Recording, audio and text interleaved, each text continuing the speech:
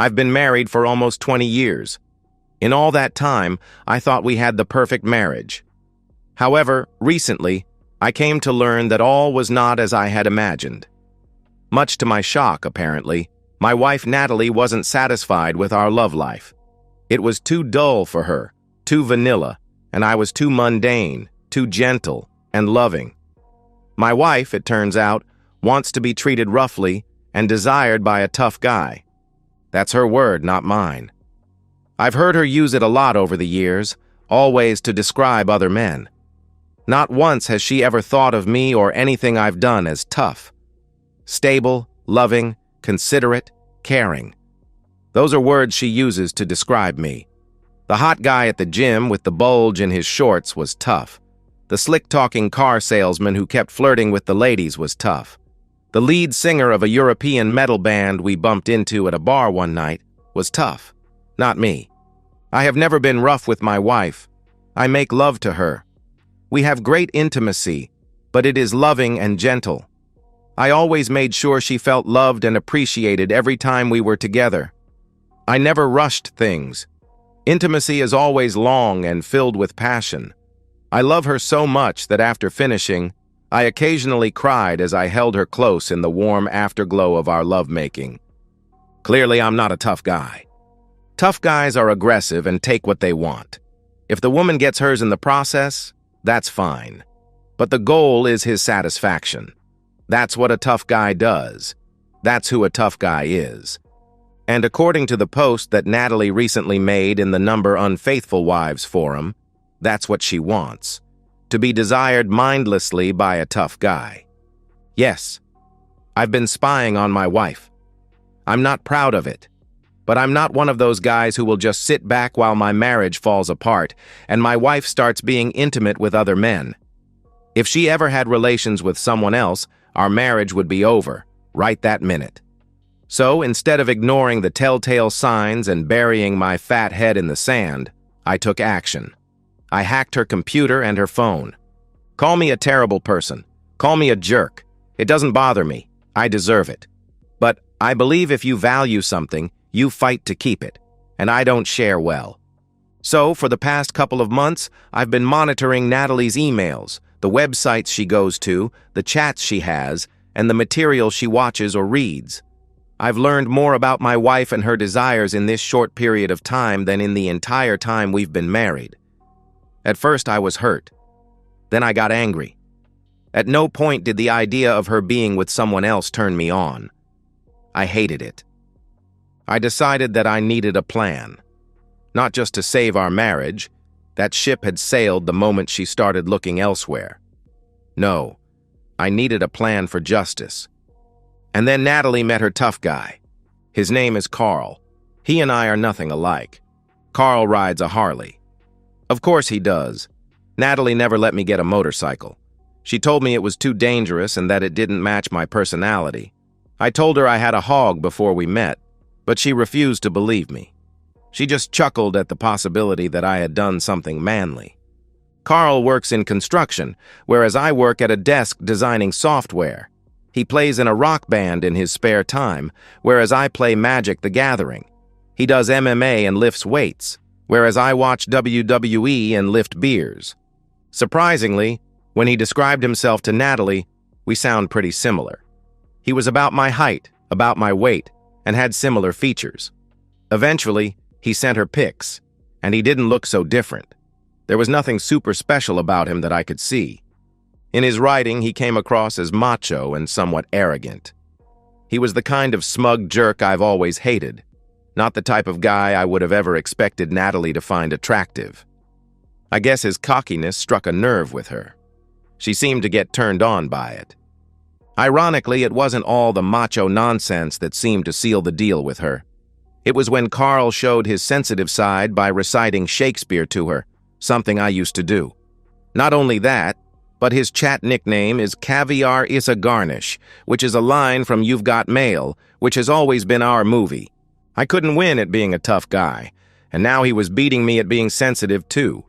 I felt completely betrayed, but I would not go down without a fight. I wasn't sure how to proceed. Should I confront Natalie and reveal what I knew?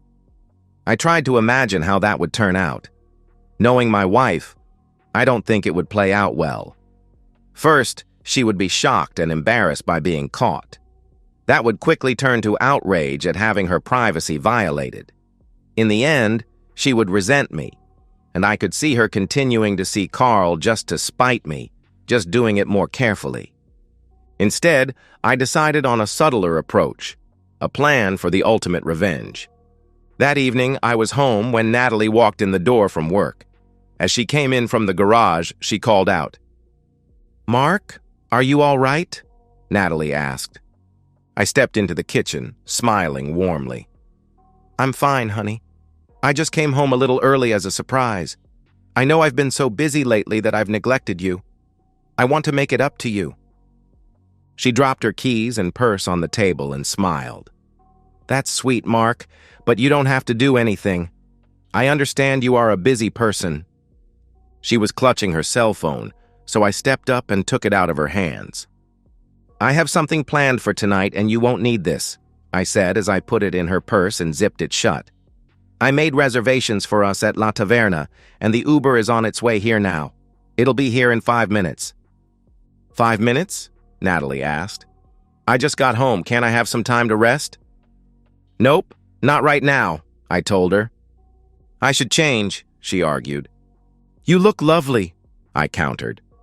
"Really, Mark," Natalie said more strongly. "It's a Wednesday. Why don't we go out on Friday instead? I have things I wanted to do tonight." "Yeah, like Skype with Carl," I thought. "Do them tomorrow," I insisted. "Come on, we need to go out front." I took her hand and pulled her through the house and out the front door, making our way down to the curb just as the Uber Black luxury SUV pulled to a stop. I opened the door for her, then walked around and got in next to her. We rode in silence. Natalie seemed fidgety. "I wish you had let me bring my phone," she said. "Your boyfriend will have to get by without you. Tonight you belong to me," I said with a wink. Natalie had a guilty look on her face. "I don't have a boyfriend," she replied quickly. "Even better," I said with a slight laugh. When we arrived, the hostess led us to a private table in the back. I pulled out Natalie's chair for her, like a proper gentleman. Natalie smiled but appeared nervous as she sat down. I ordered a bottle of Sauvignon Blanc, and Natalie seemed surprised. "A bottle? On a work night?" she asked, head tilted to the side, staring at me. "Are you sure you're okay?" I assured her I was and made small talk, asking her about her day and being as attentive as possible. She was hesitant at first, uncomfortable, and not interested in opening up. As I persisted in listening, however, Natalie began to relax and discuss her day. It made me realize how out of practice we had become at sharing the simple parts of our days. When the wine came, the server poured our glasses. I raised mine and spoke softly. "When I saw you, I fell in love, and you smiled because you knew." Natalie stared at me, unsure whether to smile or to run in panic. I could see the pulse throbbing in her neck. I had quoted Shakespeare to her. Did she suspect that I knew about her online lover? She chose to smile. "I love you too, Mark," she replied, taking a sip of her wine. "You say you love rain, but you open an umbrella," I said, quoting more of the bard. "You say you love the sun, but you find a shadow spot.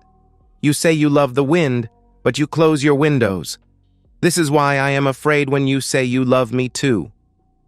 I looked hard into her eyes, trying to make her realize I knew. I could see her gasp slightly in response to my words, and her brow furrowed slightly. "That's an odd thing to say," she said, setting down her glass of wine. "Do you doubt that I love you?" I forced on a smile. "No, Natalie. I know you love me. Though at times I feel like we live more like roommates than lovers. I sometimes feel I'm losing you, and that would destroy me. I want us to remember why we fell in love, and all the wonderful years we've had together. I want us to be like we were when we were young." "You're not losing me, Mark," Natalie said, trying to sound sincere. I know I've been distracted lately, but I've just been trying to deal with getting old. In case you haven't noticed, we don't act like we're young anymore because we aren't young." "Yes, I see that more and more every day," I admitted. "Like when I look in the shower and see large clumps of my hair going down the drain. Or when I look in the mirror and see my breasts sinking lower and lower," Natalie responded with a grin. "It sucks. I don't want to be old. I want to be young and pretty and wanted." "You have no idea how beautiful you are to me and how much I want you," I said, taking her hand. "You have to. You're my husband," she retorted. "It's your job. It's nice sometimes when other men still look at me like they want me. It's different. It makes me feel better about being me." "They can look all they want," I told her, "so long as they don't touch. If you ever were to let another man—" "Is that what all this is about?" she asked defensively, cutting me off mid-sentence. "What?" I asked, looking up to meet her gaze. "Is that what you think? That I'm cheating on you?" Natalie asked, holding her breath. "No, I don't think you are," I said quickly, as Natalie slowly exhaled. "Yet," I let the word hang in the air for a moment, "I think you're not happy with our relationship, and you're possibly wondering what it would be like to have an affair." She didn't speak. "I think you miss the excitement of being pursued and the unexpectedness and newness of a beginning romance. I think part of wanting to feel young again is wanting to feel what it was like before routine took over back when we were lovers first and family second. I think a part of you wants to be able to be daring, wild, and free without concern for the repercussions." She tried to respond. I could see tears forming in her eyes, and her bottom lip quivered a bit. I went on before she could get any words out. "But there are repercussions," I told her. "If you had an affair, it may be exciting and fun and new at first, a hot flame that burns quickly instead of the slow embers of a 20-year marriage. But that fire burns too hot and would consume everything in its path. It would destroy us, our relationship, our marriage. I want to have some of my youth back, just like you, but I also want to grow old together, with you by my side. If you have an affair, that would be stolen from me. I would not sit by, waiting for you to get it out of your system and come back to me when you're done. I would leave you immediately and burn down everything we've ever had, leaving nothing but ashes and ruin." A single tear ran down from her eye and dripped onto the white tablecloth. "I want to grow old with you too," she managed to say finally. "Great," I said a bit too happily. "So then let me propose a toast. To the first day of the rest of our lives. I promise to try to be everything you want in a man, a lover, and a husband going forward. I don't want to lose you, and I don't want you to have an affair." "I'll drink to that," Natalie replied and took a big sip, then wiped the tears from her eyes. "What are you going to have?" she asked, putting the conversation behind us. "I'm suddenly starving." We had a great meal and finished off the bottle of wine. Natalie had 3 glasses, which is 1 glass past her standard weeknight limit. I could tell she was tipsy, but not drunk. I was about to order tiramisu, but Natalie had a better idea. "Get it to go," she instructed me. "Then let's go home and have some fun." I immediately signaled the server and asked for it in a doggy bag, handing her my credit card. "And can you take care of the check? We're in a hurry." In the Uber on the way home, Natalie pulled me to her and began kissing me passionately. I felt a mixture of emotions welling up inside me, not the least of which was disgust. I was playing a part, and I would see it through to the end. Phase 1 of my plan was complete. Build her trust and make her think I was oblivious. Phase 2 began the next day. I left work early but didn't tell Natalie. My first stop was at the Indian motorcycle dealer in McKinney. An hour and $38,000 later, I was the proud owner of an Indian Roadmaster Elite. It was a hot motorcycle with a big passenger seat in the back. My second stop was to the Krav Maga center close to my house. I wasn't sure what Krav Maga was, but it sounded tough. I signed up, and they ran me through a 30-minute introductory class. It turned out it was some kind of martial arts training. Perfect. That could come in handy. Finally, my last stop was at Natalie's office. It was getting close to quitting time, so I parked the bike in an empty spot near her car and waited for her to come out. It didn't take long. After about 15 minutes, I saw her exit the building and walk toward her car. I cranked up the motorcycle and intercepted her, nearly running into her. Natalie jumped back, surprised, and stared at me as if I'd lost my mind. "Mark, what the hell are you doing? Why are you here and why are you on a motorcycle?" "Hi, honey," I said with a grin. "Like my new bike?" "Your new bike?" she asked, stressing the word your. "Yep," I said. "Just picked her up today." "Have you lost your mind?" Natalie asked, apparently angry. "You bought a motorcycle?" "Yeah, hop on," I said. "You can ride passenger." "What did you call me?" she asked, growing angrier. "No, that's what it's called when you ride in the back seat," I explained. "You know, you're my passenger. Hop on." "I am not riding on that thing," Natalie declared. "Where's your car?" "It's at the dealership," I said. "You'll have to take me later to pick it up." "Take it back," Natalie said. "Then I don't have to." "Take it back?" I asked incredulously. "Yes," she snapped. "How much did it cost?" I mumbled in response. "What?" Natalie snapped. "What did you say?" $38,000, I repeated more clearly. "Dollars?" Natalie asked in shock. "Yeah," I said. "Take it back," she shouted. "How dare you spend $40,000 on something without talking to me about it first?" "I can't just take it back," I responded. "Take it back or don't come home," Natalie snapped. "I can't believe you did something so irresponsible." She continued to berate me as she got in her car and slammed the door. I stood there, staring as she drove away, playing the role of a man defeated. I couldn't believe her attitude. She liked hearing about Carl's motorcycle. She talked about how cool it was and how much she wanted to ride on it with him. When I get one, she acts like it's the end of modern civilization. And on top of that, Natalie had just done something she had never done before in all the years I've known her. She had given me an ultimatum. "Take it back, or don't come home," she had said. Well, all right.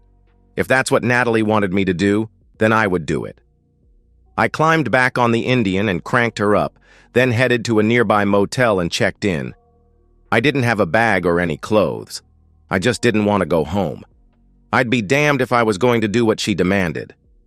I ran to Burger King and grabbed a Whopper and fries, then went to my room to prepare. About an hour and a half passed in silence. Then my phone rang. "Yes?" I asked as I answered it. "Where are you?" Natalie asked. "Doing what you said," I responded. "You told me to take the motorcycle back or not to come home, so I'm not coming home." "You're what?" she asked, sounding surprised by my behavior and my attitude. "I'm not coming home," I repeated slowly, over-articulating each word as if I were speaking to an imbecile. "Because of a stupid motorcycle?" she asked, her voice an octave higher than usual. "No, because of you," I replied and disconnected. The phone rang again, and I answered it angrily. "What? Are you serious?" Natalie asked me, a tinge of fear in her voice. "You aren't coming home?" "I believe that was the ultimatum you gave me," I said. "I don't handle ultimatums very well. When you decide having me at home is more important than me having a motorcycle, call me. Until then, don't bother." I disconnected my phone and turned it off. I was determined to give Natalie a good and healthy dose of her own medicine. Let's see how she feels in a couple of days. I spent the next few minutes setting up my laptop and accessing my surveillance software. It didn't take me long to find Natalie already chatting away with Carl. She was already complaining about me and seeking comfort from her lover. Now was the time for the crucial part of my plan. I picked up the burner phone that I'd acquired a couple of days back and dialed a number. Carl answered. "Hello," he said. His voice was kind of high-pitched and nasal. He didn't sound much like a tough guy. "Is this Arnold Peebles?" I asked, trying to sound as authoritarian as possible.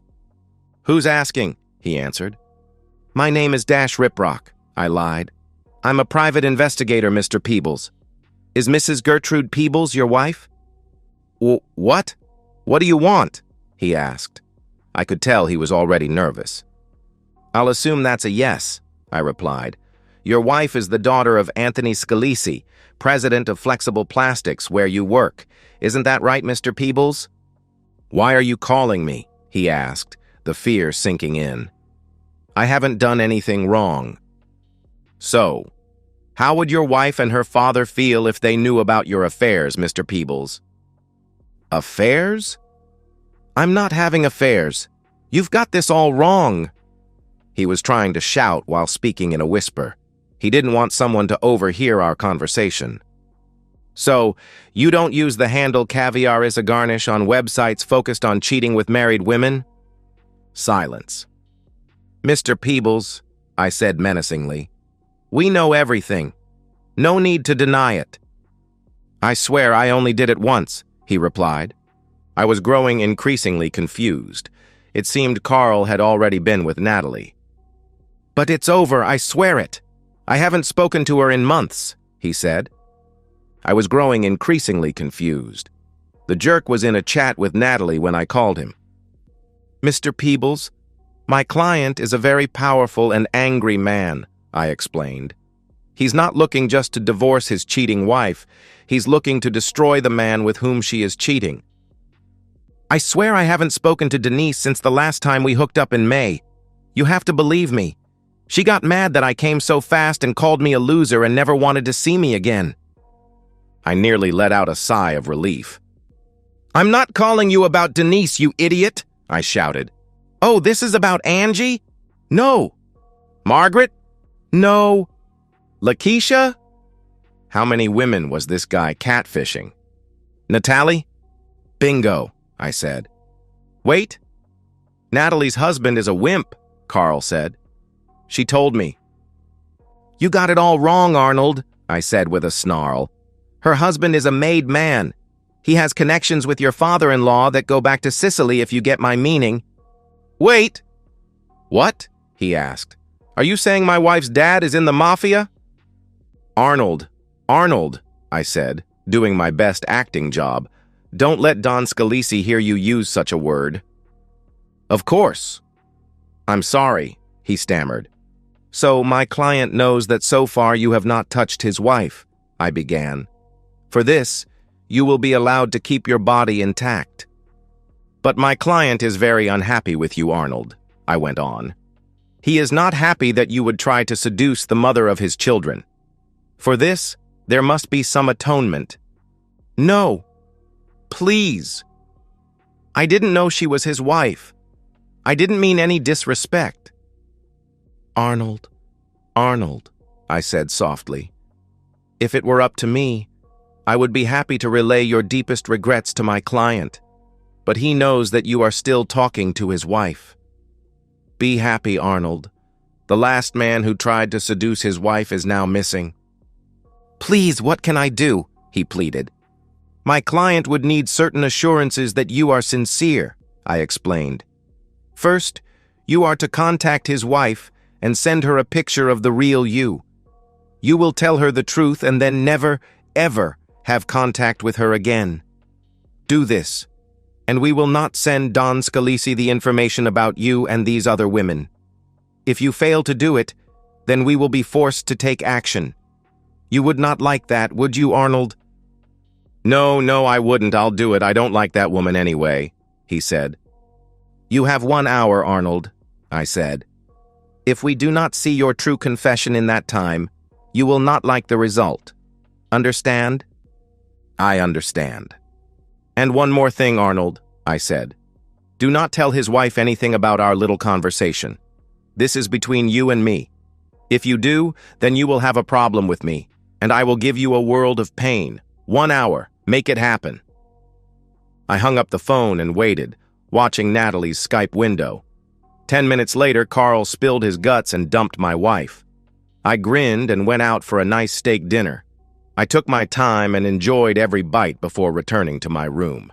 Phase 2 is complete. Destroy her fantasy. For Phase 3, I needed more evidence. I had already set up cameras in our home that captured every room. I watched Natalie for the next few days. She was distraught, crying most evenings, and calling my phone constantly. I let her stew. When I finally returned home 5 days later, she was a mess. Mascara-stained cheeks, unwashed hair, wearing the same pajamas for what looked like days. "Mark," she cried, running to me. "Thank God you're home. I've been so worried." I looked at her coldly. I needed time to think. "About what?" she asked, her voice trembling. "About us. About our future." I set down my bag. "I think we should talk." We sat at the kitchen table.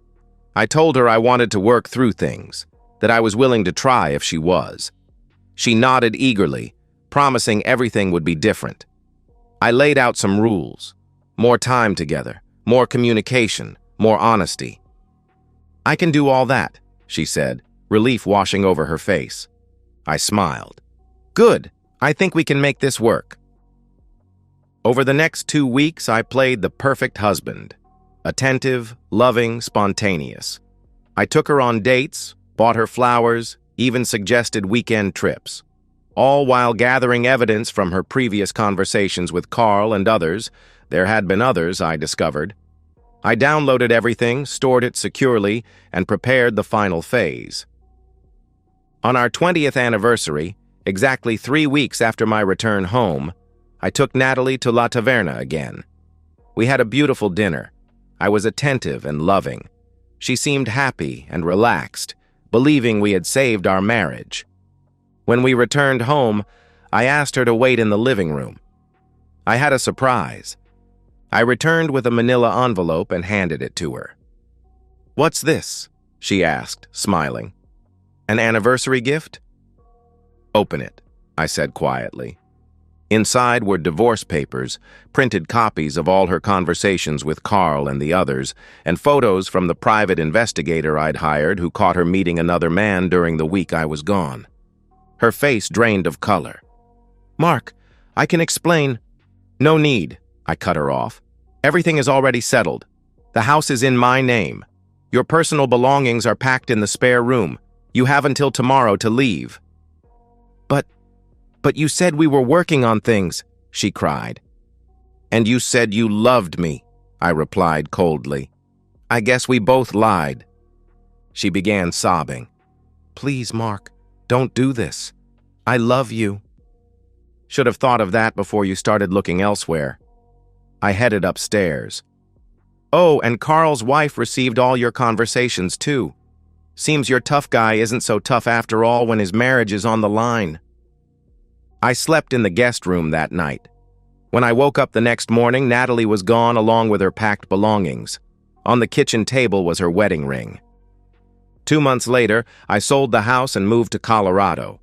I started a new software company, bought a cabin in the mountains, and kept the motorcycle. Every weekend, I ride through mountain passes, feeling the freedom I never had in my marriage. Sometimes I think about Natalie. I heard through mutual friends that she's struggling, living in a small apartment, working a job she hates. Carl's marriage ended too, and he lost his job at his father-in-law's company. As for me, I'm dating a motorcycle enthusiast who thinks I'm naturally tough.